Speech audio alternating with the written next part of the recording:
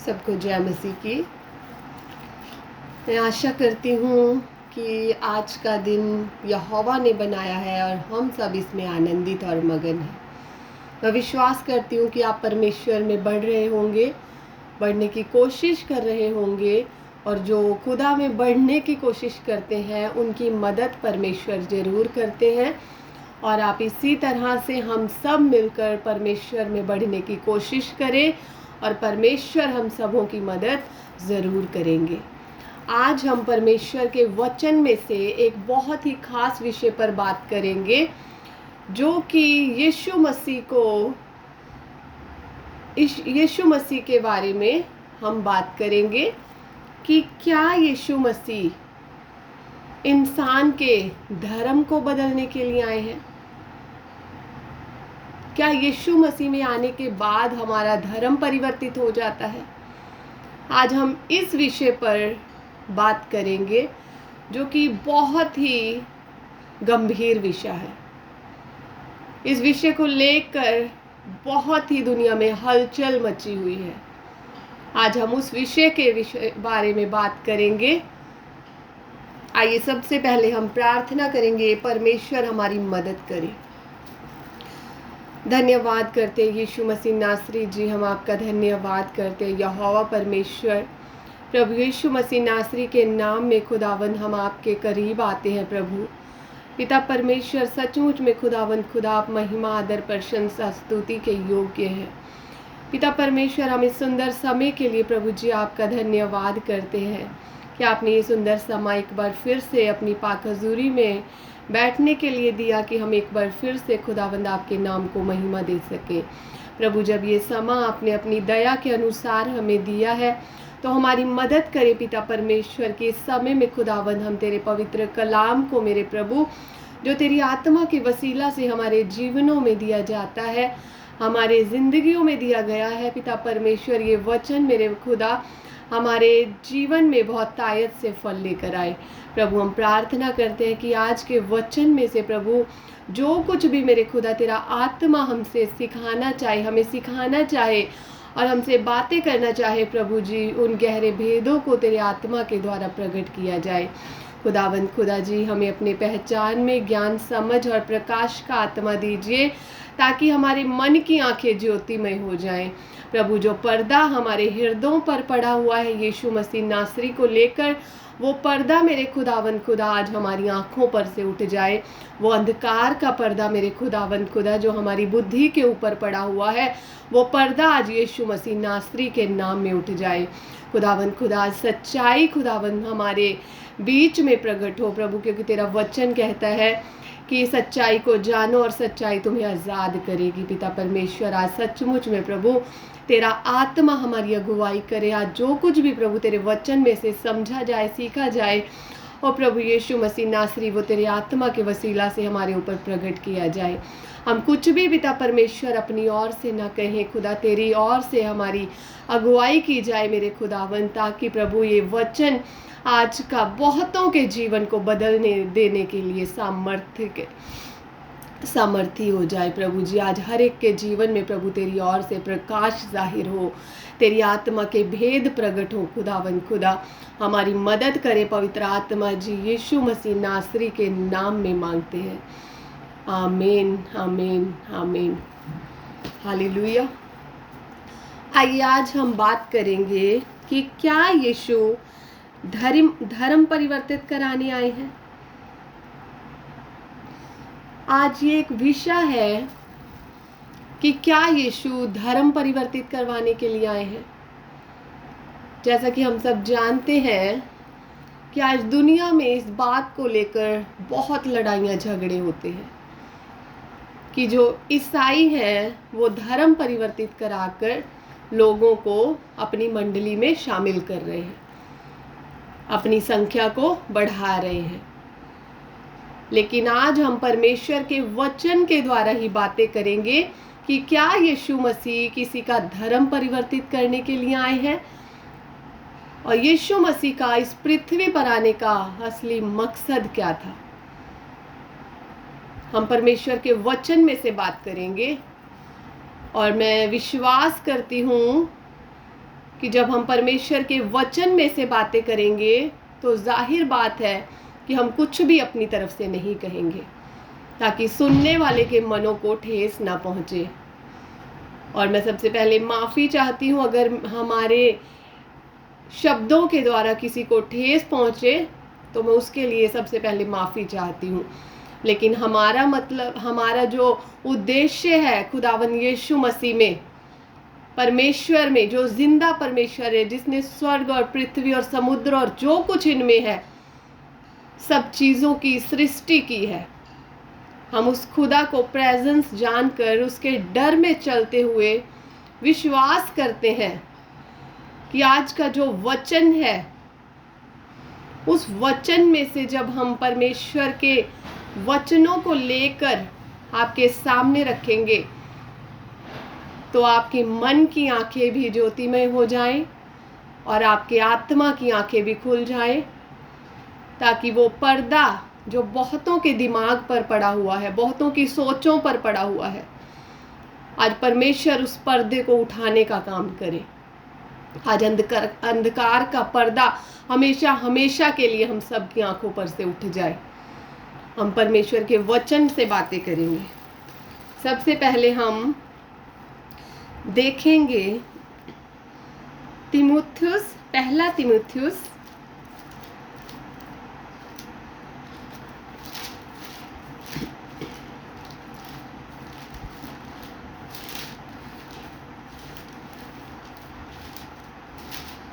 हाँ जी, लिखा है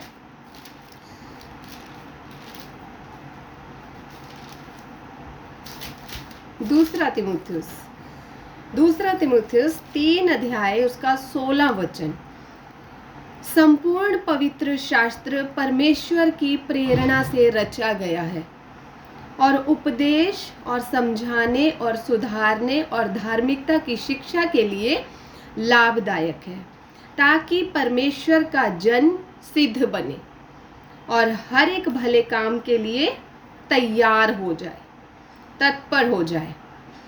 देखिए, जब हम परमेश्वर के वचन में से पढ़ते हैं, पवित्र शास्त्र बाइबल में से पढ़ते हैं, तो यहाँ पर लिखा हुआ कि जो पूरा पवित्र शास्त्र है, ये जो पवित्र वचन है, ये किसी मनुष्य के द्वारा, अपने मन के द्वारा गढ़ा हुआ शास्त्र नहीं है। ये परमेश्वर के आत्मा के द्वारा, मनुष्यों के द्वारा लिखवाया गया है। ये पवित्र शास्त्र परमेश्वर की मर्जी के अनुसार एक एक इसका शब्द, एक एक इसका वचन, एक एक इसकी बिंदु, एक एक इसकी मात्रा, सब कुछ परमेश्वर की प्रेरणा से लिखा गया है। इसमें से कुछ भी किसी मनुष्य की गढ़ी हुई मन की कल्पनाएं नहीं है। जब हम इसे पढ़ते हैं तब बातें समझ में आती है कि सच में ऐसी कोई भी बात, इसमें इतनी गहराई की बातें हैं कि हम इसे अपनी बुद्धि और समझ से कभी भी नहीं समझ सकते। हम इसकी एक लाइन को भी अपनी समझ और बुद्धि से नहीं समझ सकते जब तक परमेश्वर का आत्मा हम पर प्रकट ना करे। और ये संपूर्ण पवित्र शास्त्र परमेश्वर की प्रेरणा से रचा गया है और ये उपदेश और समझाने और सुधारने और धार्मिकता की शिक्षा के लिए लाभदायक है।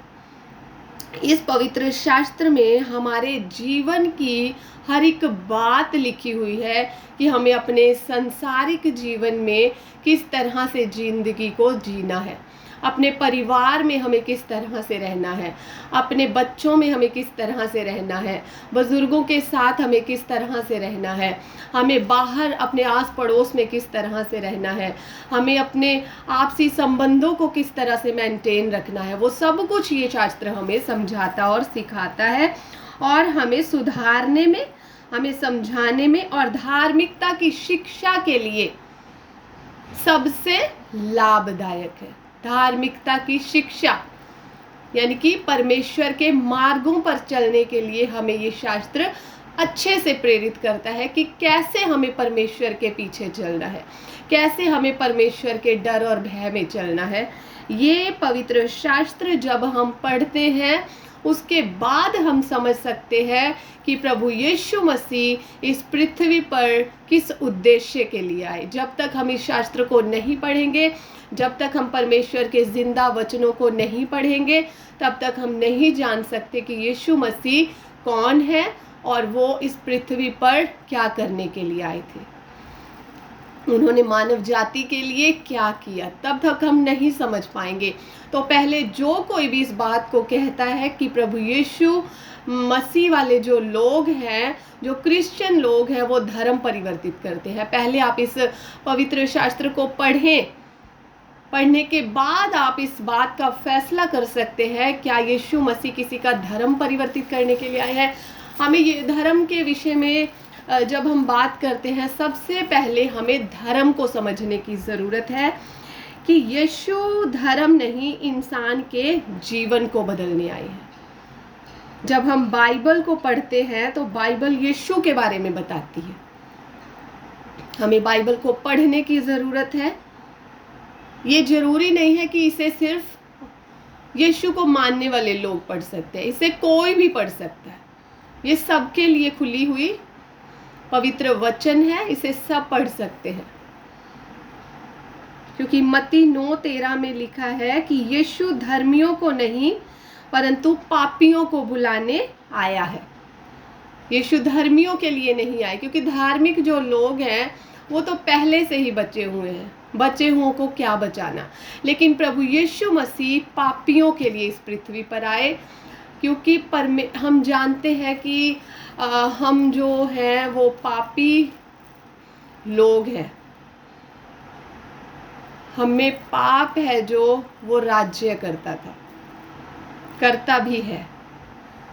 और पाप ही के कारण परमेश्वर ने जगत से ऐसा प्रेम रखा, पाप से बचाने के लिए परमेश्वर ने अपने इकलौते पुत्र को, प्रभु यीशु मसीह नासरी को, जो कि परमेश्वर का मुंह से निकला हुआ शब्द है, उस शब्द को परमेश्वर ने देह के रूप में इस पृथ्वी पर भेजा ताकि वो मानव जाति के लिए अपने आप को कुर्बान कर सके। परमेश्वर का वचन यूहन्ना 3:16 में कहता है कि परमेश्वर ने जगत से ऐसा प्रेम रखा कि उसने अपना इकलौता पुत्र दे दिया ताकि जो कोई उस पर विश्वास करे वह नाश ना हो परंतु अनंत का जीवन पाए। परमेश्वर ने किसी एक जाति से, किसी एक कौम से, किसी एक मजहब से प्रेम नहीं रखा, उसने समस्त जगत से प्रेम रखा, सारे जगत से प्रेम रखा है उसने। और वो सबको बचाना चाहते हैं। जो परमेश्वर है वो सबके परमेश्वर एक है। हम लोगों ने परमेश्वर को बांट दिया है, लेकिन परमेश्वर एक है। जैसा कि हम इंग्लिश में जब बोलते हैं, चाहे वो हिंदू हो, चाहे मुस्लिम, चाहे सिख, चाहे ईसाई, सब हम इंग्लिश में बोलते हैं गॉड इज़ वन। गॉड की जो डेफिनेशन है उसे हम जानेंगे कि गॉड की डेफिनेशन जो है, G for generator, O for operator. Generator means generate करने वाला, बनाने वाला। ऑपरेटर मीन्स चलाने वाला। D फॉर डिस्ट्रॉयर, मारने वाला। बनाने वाला, चलाने वाला और मारने वाला, वो एक है। जिसने हमारी रचना की है वो एक है। God is one. तो जो गॉड इज वन हम कहते हैं, इस बात को हमें समझने की ज़रूरत है कि जो गॉड इज वन है, वो गॉड, उसके क्या कार्य हैं, वो हमें कैसे बचाना चाहते हैं। आज हम सीखेंगे कि धर्म क्या है, धर्म के बारे में बाइबल क्या कहती है, कि धर्म है क्या, हमें समझने की ज़रूरत है। हम बहुत ये बातें कहते हैं कि धर्म परिवर्तित, इसने धर्म परिवर्तित कर लिया, उसने धर्म परिवर्तित कर लिया। हम जानें कि धर्म है क्या, हमें समझने की ज़रूरत है, हम सबको समझने की ज़रूरत है। धर्म का मतलब है परमेश्वर पर विश्वास करके उसकी आज्ञाओं का पालन करना और गलत कामों को हमेशा के लिए छोड़ देना और अच्छी संगति में रहना ही धर्म है। मैं एक बार फिर से रिपीट करूंगी।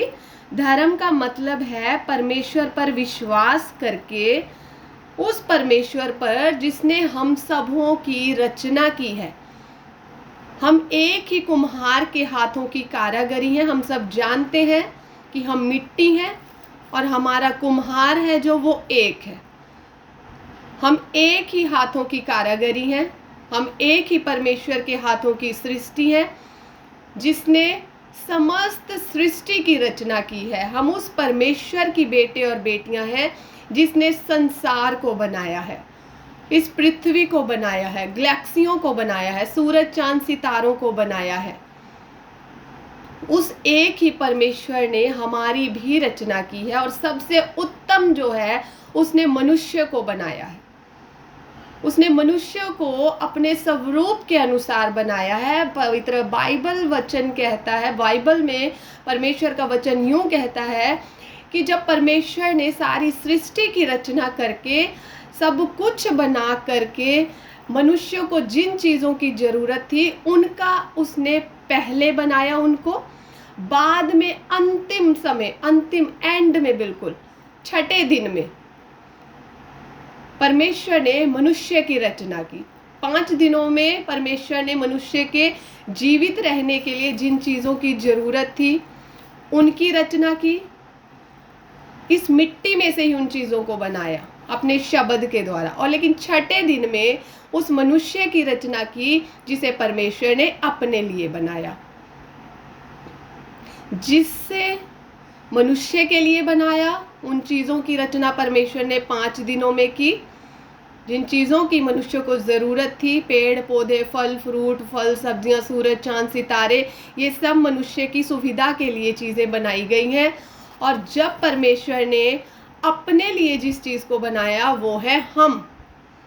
परमेश्वर ने हमें अपने स्वरूप के अनुसार बनाया और हम में अपनी सांस में से हमें सांस दी। उसने हमें जीवित प्राणी बना दिया। धरती की मिट्टी से हमारी रचना की और हमें एक पुतला बनाकर हमें अपने जीवन का श्वास फूंक दिया। उस सांस के द्वारा हम चलते हैं जो परमेश्वर की दी हुई है, क्योंकि वो परमेश्वर ऐसा परमेश्वर है, यदि वो चाहे तो 1 सेकंड से भी पहले हम सबों से अपनी सांस वापस ले सकता है और हम सब मिट्टी का ढेर हो जाएंगे। वो एक भस्म कर देने वाली आग है। वो अपनी इच्छा के अनुसार काम करता है। वो ऐसा परमेश्वर है जो अति पवित्र पवित्र पवित्र परमेश्वर है।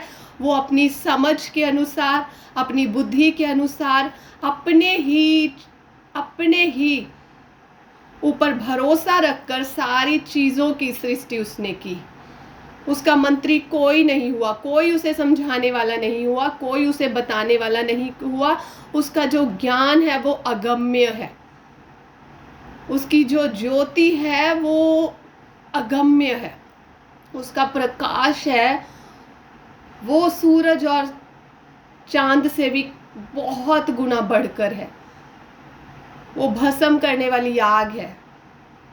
तो उस परमेश्वर के हमें मनुष्य को उसने अपनी संगति में रहने के लिए बनाया और वो नहीं चाहता कि कोई भी मनुष्य, कोई भी प्राणी जो उसने अपने लिए बनाया है वो नाश हो, क्योंकि परमेश्वर ने मनुष्य को अपनी संगति में रहने के लिए बनाया है, ना कि उस नरक की आग के लिए जिसमें पापी लोगों का भाग उसने ठहराया है, जो सच्चाई को जानने के बाद भी अपने पाप में फंसे रहते हैं। परमेश्वर की सच्चाई को जानने के बाद भी वह विचार में फंसे रहते हैं। परमेश्वर की सच्चाई को जानने के बाद भी बुरी संगति में फंसे रहते हैं और कहते हैं हमें कोई नहीं देखता, कोई नहीं सुनता, कोई हमारा न्याय नहीं करेगा। मरने के बाद किसने देखा है? अरे मरने के बाद ही हम देखेंगे। जीते जी तो जो हम देख रहे हैं सो देख रहे हैं। मरने के बाद का जो जीवन है वो अनंत जीवन है, या तो जीने के लिए या फिर अनंत की मौत है, हमेशा की मौत, जो कि ना मौत की मौत है और ना जीने में जीना, ना मरने में मरना। पल पल का मरना है, अनंत आग। तो उस आग से बचाने के लिए परमेश्वर ने हमारे लिए एक उपाय निकाला। हम जानते हैं कि हम पाप करते रहते हैं, हम सुबह से लेकर शाम तक हम लाखों पाप अपने जीवन में करते हैं। उन पापों से बचाने के लिए परमेश्वर ने अपने बेटे यीशु को इस धरती पर भेजा कि वो हमारे पापों के लिए खुद को बलिदान कर दे। हम देखेंगे कि धर्म क्या है और अधर्म क्या है। रोमियो 1:29 हम देखेंगे। रोमियो 1:29 जब हम पढ़ते हैं वहां पर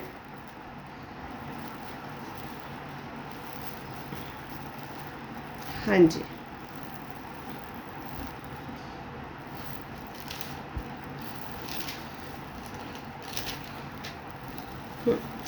जो अधर्म के काम है, देखिए अधर्म के जो काम है वो है, ध्यान से इसे समझने की जरूरत है। हम सब मिलकर समझ रहे हैं इन बातों को। धर्म और अधर्म जो है वो क्या है। देखिए जो अधर्म के काम है, दुष्टता, लोभ और वैरभाव, डाह, हत्या, झगड़े, छल, ईर्ष्या, चुगलखोर, बदनाम करने वाले, परमेश्वर से घृणा करने वाले, दूसरों का अनादर करने वाले, अभिमानी, डींग मार, बुरी बुरी बातों के बनाने वाले, माता पिता की आज्ञा ना मानने वाले, निर्बुद्धि, विश्वासघाती, माया रहित, ये जो निर्दयी हो गए, ऐसे ऐसे जो लोग हैं, जो ये काम करने वाले लोग हैं, वो कैसे हो गए? निर्बुद्धि हो गए, विश्वासघाती हो गए, माया रहित हो जाते हैं, निर्दयी हो जाते हैं। वे तो परमेश्वर की यह विधि जानते हैं कि ऐसे ऐसे काम करने वाले मृत्यु के दंड के योग्य हैं। तो भी ना केवल आप ही ऐसे काम करते हैं, वरन करने वालों से प्रसन्न भी होते हैं। ये है अधर्म के काम, कि ऐसे ऐसे जो काम करने वाले हैं वो परमेश्वर के राज्य के अधिकारी ना होंगे। और परमेश्वर, देखिए हम जानते हैं कि ऐसे बुरे काम करने वाले जो हैं, हमें बताने की भी जरूरत नहीं है। हम अपने मन से, हमें परमेश्वर ने देखिए बुद्धि दी है, हम अपनी बुद्धि से इस बात को समझ सकते हैं। हम जानते भी हैं कि हमें ऐसे ऐसे काम करने वाले कभी भी स्वर्ग में नहीं जा सकते, क्योंकि परमेश्वर का जो राज्य है वो पवित्र राज्य है। परमेश्वर के राज्य में कोई भी अपवित्र वस्तु एंटर नहीं हो सकती। वहाँ पर पवित्र वस्तु ही जा सकती है, और वहाँ पर तभी कोई मनुष्य जा सकता है जब वो धर्म के काम करेगा। और ये थे अधर्म के काम। अब हम देखेंगे कि धर्म के कौन से काम हैं। हम ये रोमियो में ही देखेंगे। रोमियो उसका, हाँ जी,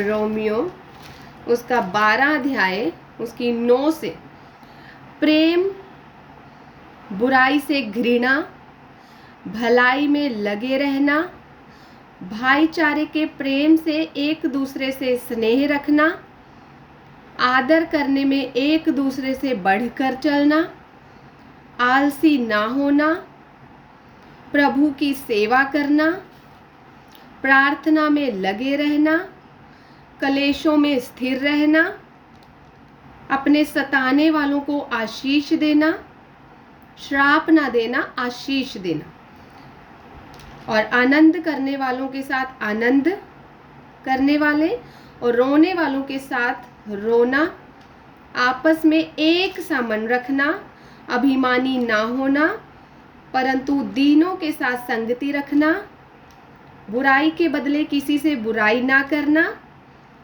जो बातें सब लोगों के निकट भली हैं उनकी चिंता करना, और सब मनुष्यों के साथ मेल मिलाप रखना। और परमेश्वर का वचन कहता है कि बुराई से ना हारो, परंतु भलाई से बुराई को जीत लो। यदि तेरा वैरी भूखा हो तो उसे खाना खिलाना, और यदि प्यासा हो तो उसे पानी पिलाना, क्योंकि ऐसा करने से तू उसके सिर पर आग के अंगारों का ढेर लगाएगा। ये है धार्मिकता के काम, ये है धर्म के काम। अब ये एक तरफ मैंने आपको अधर्म के काम बताए, चुगली, निंदा, क्रोध, वैर, भाव, ईर्ष्या, जलन, दुचितापन, एक तरफ सामने कुछ और पीठ के पीछे कुछ, दुचितापन, माँ बाप के अनाज्ञाकारिता, ये सब है अधर्म के काम। और जो धर्म के काम वो भी मैंने आपको बता दिए। अब देखिए सॉरी, अब जो धर्म के काम बताए हैं, कहा जाता है कि जो यीशु मसीह हैं वो धर्म परिवर्तित करने के लिए आए। यीशु धर्म परिवर्तित करने के लिए नहीं आए। वो जो ये धर्म के कार्य आपको बताए गए हैं वो इन कामों के पीछे चलने के लिए, बताने के लिए आए हैं। क्योंकि यीशु मसीह की जब हम शिक्षा को मत्ती उसकी 5 अध्याय में जब देखते हैं, जब यीशु ने पहाड़ी उपदेश किया, तो उस उपदेश में कहीं पर भी प्रभु यीशु ने ऐसी कोई भी बात नहीं कही जो किसी की खिलाफत में हो। प्रभु ने कहा कि क्रोध और हत्या मत करो, व्यभिचार मत करो, तलाक मत लो, झूठी शपथ मत खाओ, किसी से बदला मत लो, अपने शत्रुओं से प्रेम रखो, और भी बहुत सी आज्ञाएं हैं जो प्रभु यीशु ने दी। और उन्होंने धर्म के कामों को करने के लिए बताया, ना कि ये कहा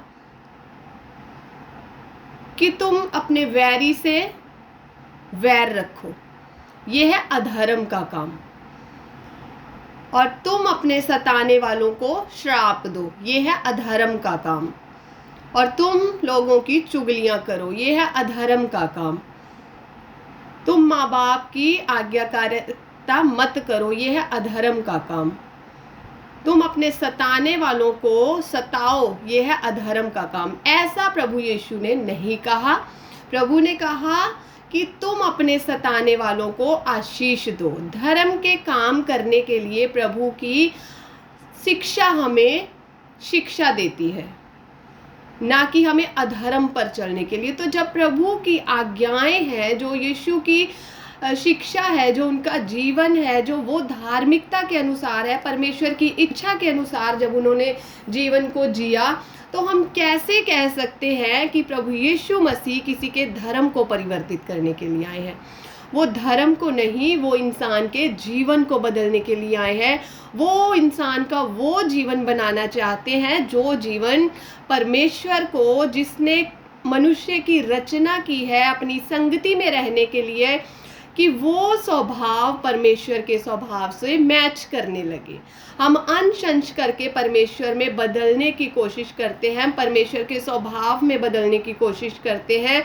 हम परमेश्वर को पसंद आने की कोशिश करते हैं कि हम उस परमेश्वर को, जिसने अपने हाथों से हमें अपने लिए रचा है, हम उसे पसंद आ सके, हम उसकी संगति में रह सके, हम उसे हर समय उसे पसंद आ सके। हमारा उठना बैठना, चाल चलन, बोलना, हमारे स्वभाव परमेश्वर को पसंद आ सके, हम ऐसा बनने की कोशिश करते हैं। और यदि ऐसा बनने की कोशिश में लगे रहना धर्म परिवर्तित का आप लोग नाम देते हैं, तो हाँ जी, हमने अपनी चाल चलन को सुधारने में हम लोग लगे हुए हैं। अपने जीवन को हम परमेश्वर के योग्य बनाने के लिए लगे हुए हैं। हम अपने बुरे चाल से फिरने के लिए लगे हुए हैं। हम अपने अपवित्र जीवन को पवित्रताई में लाने के लिए लगे हुए हैं। और इस अच्छे जीवन को जीने के लिए अगर आप धर्म परिवर्तित का नाम देते हैं, तो हाँ जी, हमने धर्म परिवर्तित कर लिया है। क्योंकि अब जो हमारा धर्म है, और अगर आप धर्म के कामों पर चलने वालों को कहते हैं कि इसका धर्म परिवर्तित हो गया, तो हाँ जी, हमारा धर्म बदल गया, क्योंकि हमने वो धर्म अपना लिया है जो कि इस धरती का नहीं, स्वर्ग का धर्म है। वो धर्म है यीशु मसीह नासरी।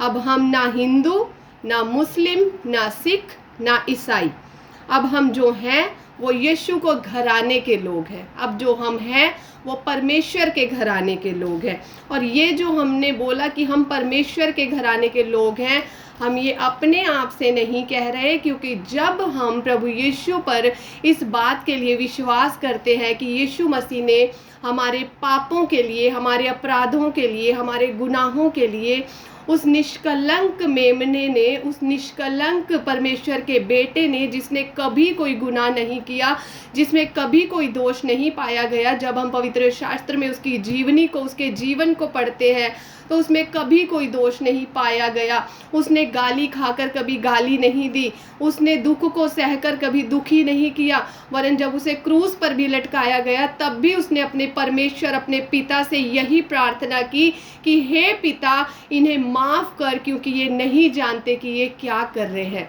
और वो ऐसा परमेश्वर है जिसने अपने सताने वालों को भी जाते जाते आशीष ही दी, श्राप नहीं दिया। वो चाहता तो एक सेकंड के अंदर सब कुछ खत्म कर सकता था। लोग ये कहते हैं कि अगर वो परमेश्वर का बेटा था, वो अपने आप को क्यों नहीं बचा पाया? अगर वो अपने आप को बचा लेता तो आज हम सब कभी ना बच पाते, हम उस नर्क की आग से कभी ना बच पाते। अब हम उस पर विश्वास करने के द्वारा फ्री में धर्मी ठहर चुके हैं। अब यदि हम फ्री में धर्मी ठहर चुके हैं, बिना अपने कर्मों के अनुसार, हमने कोई ऐसा अच्छा काम नहीं किया, हमने कोई भी ऐसा अच्छा जीवन नहीं जिया जिसके कारण परमेश्वर की दया हम पर हुई।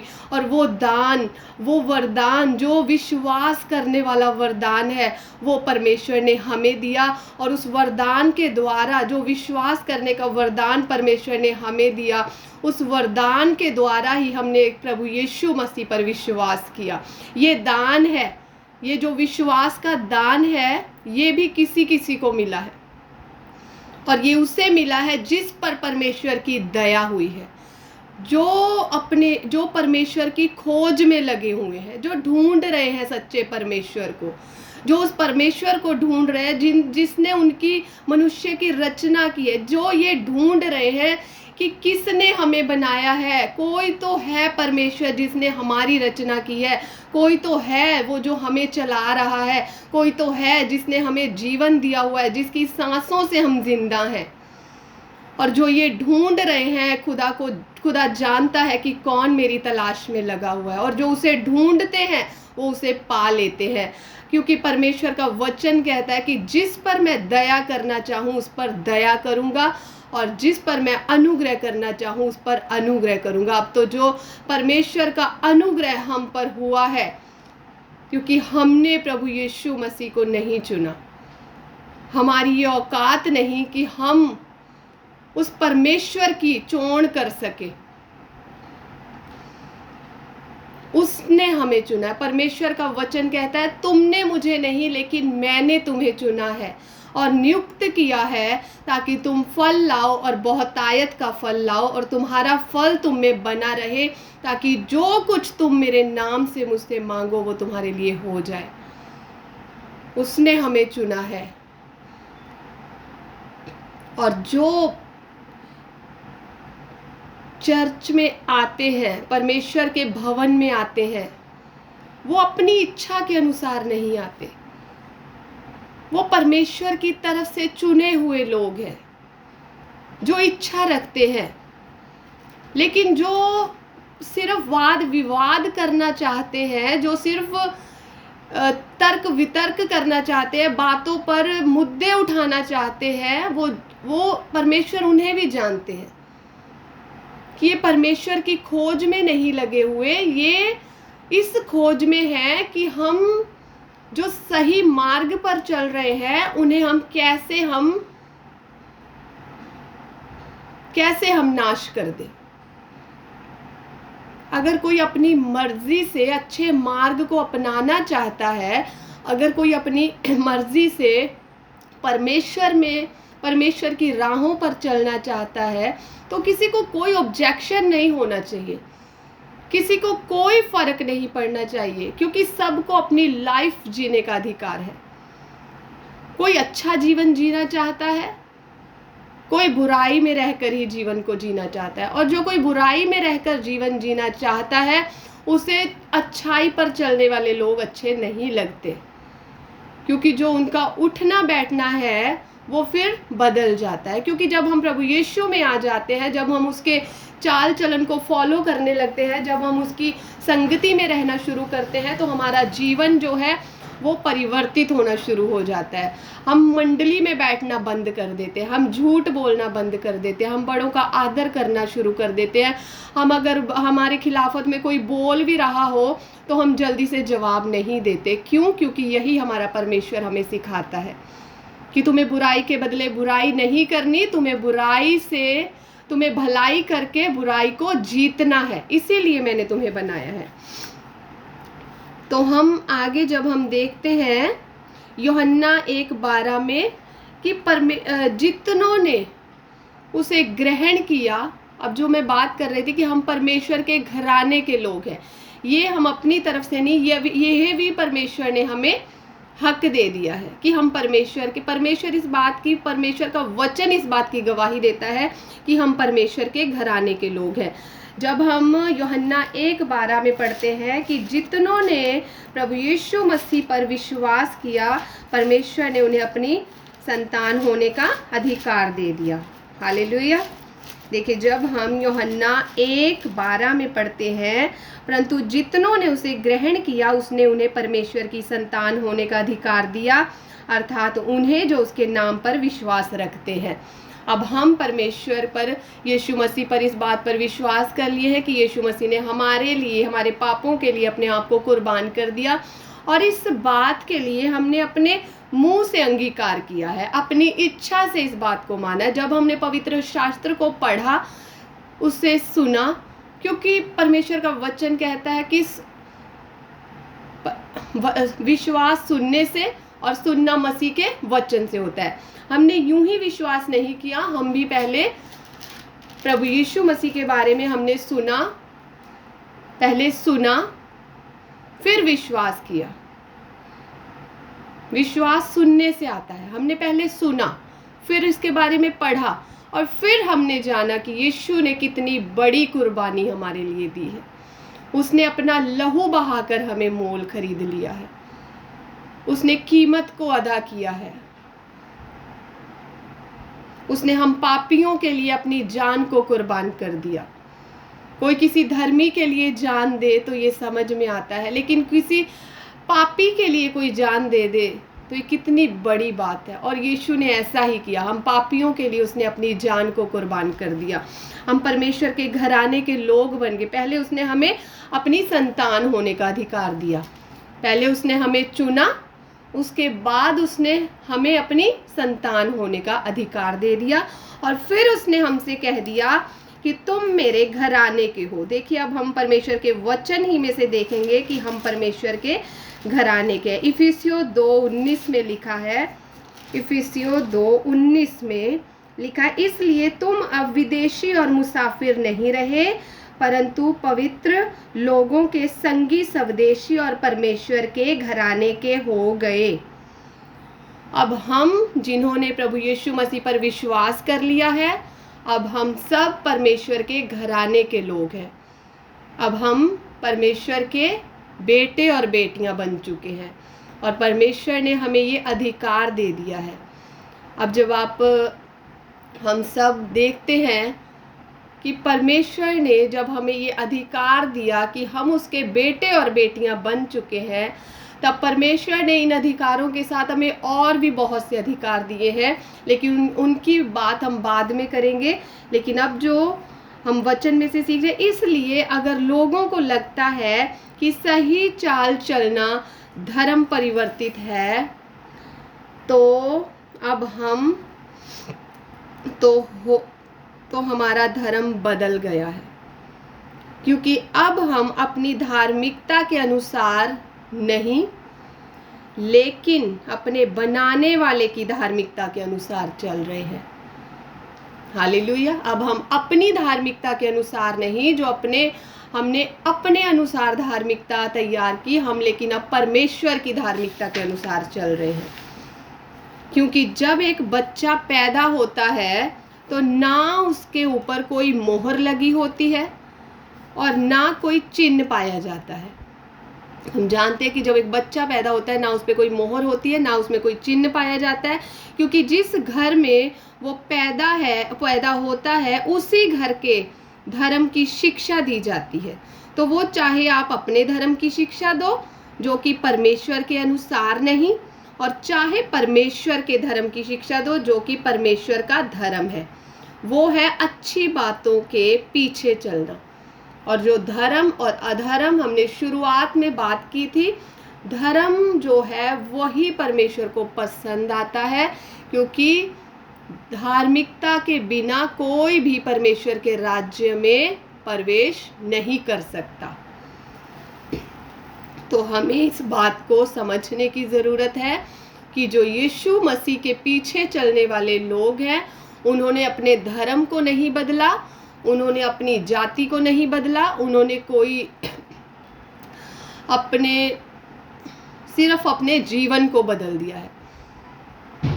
आप उनकी तरफ देखें, जो यीशु मसीह में अब लोग आ चुके हैं, आप उनके जीवन को देखें, पहले जीवन को देखें, और जो अब वाला जीवन है जब यीशु में हम चलते हैं उस जीवन को देखें। तब आपको मालूम होगा कि उनका धर्म बदला है या उनके जीवन में बदलाव आया है। उनके परिवार से जाकर पूछे, उनके घर वालों से पूछे, उनके गली मोहल्ले वालों से पूछे, तो वो आपको बताएंगे कि इनका जीवन बदला है या इनका धर्म बदला है। क्योंकि परमेश्वर का वचन कहता है, प्रेरित 10:34-35 में हम जब पढ़ते हैं कि परमेश्वर, प्रेरित 10 का 34 और 35 में जब हम देखते हैं, उसमें लिखा है, तब परमेश्वर किसी का पक्ष नहीं करता, वरन हर जाति में जो उससे डरता और धर्म के काम करता है वह उसे भाता है। अब देखिए, परमेश्वर का वचन भी ये कह रहा है कि परमेश्वर किसी का पक्षपात नहीं करता, भेदभाव परमेश्वर नहीं करता कि ये हिंदू है, मुस्लिम है, सिख है या ईसाई है, इसकी जाति कौन सी है,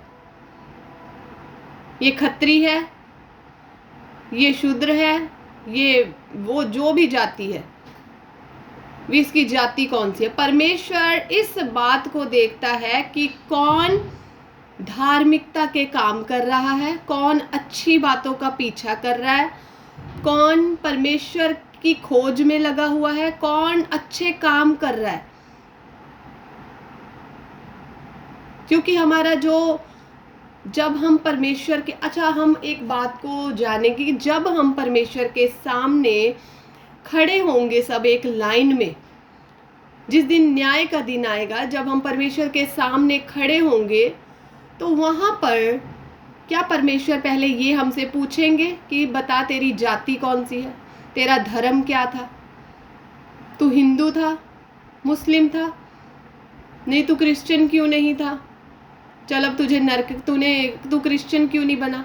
परमेश्वर ने ये नहीं देखना, चाहे कोई क्रिश्चियन हो, चाहे कोई हिंदू हो, मुस्लिम हो, सिख हो या ईसाई हो या कुछ भी हो, परमेश्वर ने उसके कामों का लेखा जोखा करना है।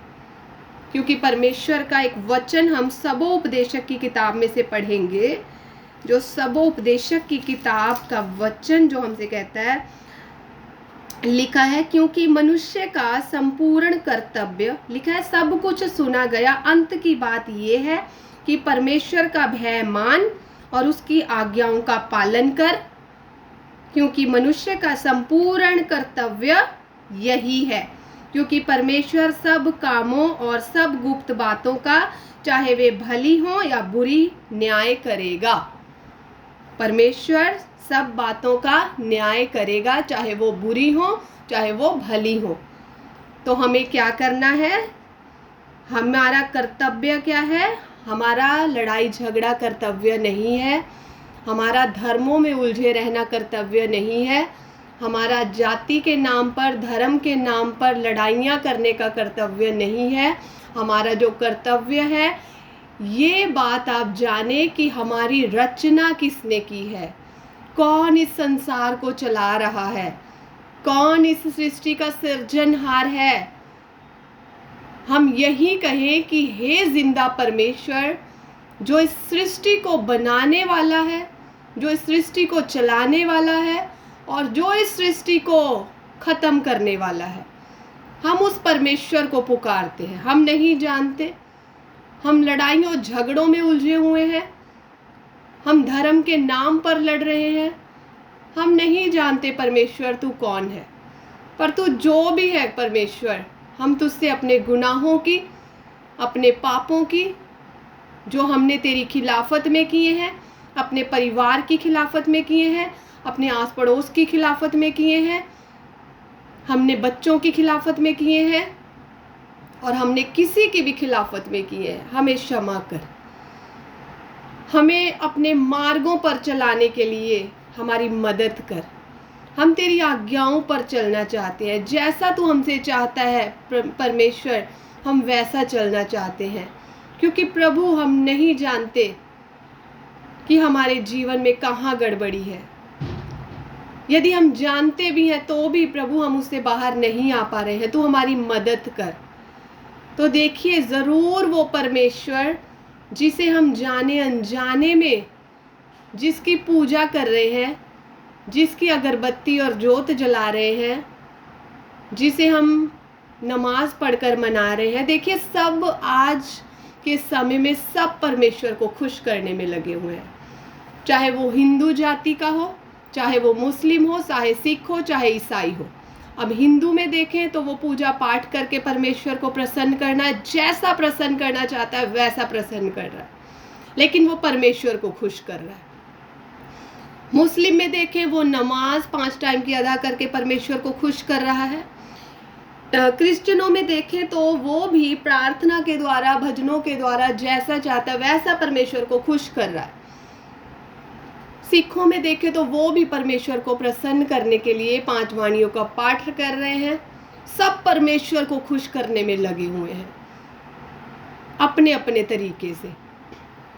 लेकिन जब वही खुश करने वालों में, जब वो परमेश्वर के सामने खड़े हुए, अगर उनमें अधर्म के काम पाए गए, तो ना कोई पूजा पाठ, ना कोई 5 टाइम की नमाज, ना कोई प्रार्थना, ना कोई पाठ किसी को नहीं बचा पाएगा अगर हमें अधर्म के काम पाए गए। क्योंकि परमेश्वर कामों के अनुसार हमारा न्याय करेगा, ना कि हमारी की हुई प्रार्थना के अनुसार, ना कि हमारी वाणियों के अनुसार, ना कि हमारी नमाज के अनुसार कि तूने 5 टाइम नमाज करी, तूने प्रार्थना 3 टाइम करी, तूने गुरु ग्रंथ साहिब का पाठ इतनी बार किया। ये सब परमेश्वर नहीं देखेंगे। हाँ, ये हमारा बहुत अच्छा जीवन है यदि हम ये काम कर रहे हैं, प्रार्थनाएं कर रहे हैं, बहुत अच्छी बात है। हम उपवास कर, बहुत अच्छा, जैसा हम खुश करना चाहते हैं बहुत अच्छा है। लेकिन परमेश्वर इन सब चीज़ों के साथ साथ सबसे पहले हमारे कामों को देखेगा। हमारे कामों ही के अनुसार हमारा न्याय होगा। परमेश्वर हमारे कामों की पुस्तक को खोलेगा, उसमें से हमारे अधर्म और धर्म, उसके अनुसार हमारा न्याय होगा। तो हमें चाहिए कि हम धर्मों के पीछे ना लड़ते रहें, हम अपने जीवन की तरफ देखें कि हमारा जीवन कैसा है।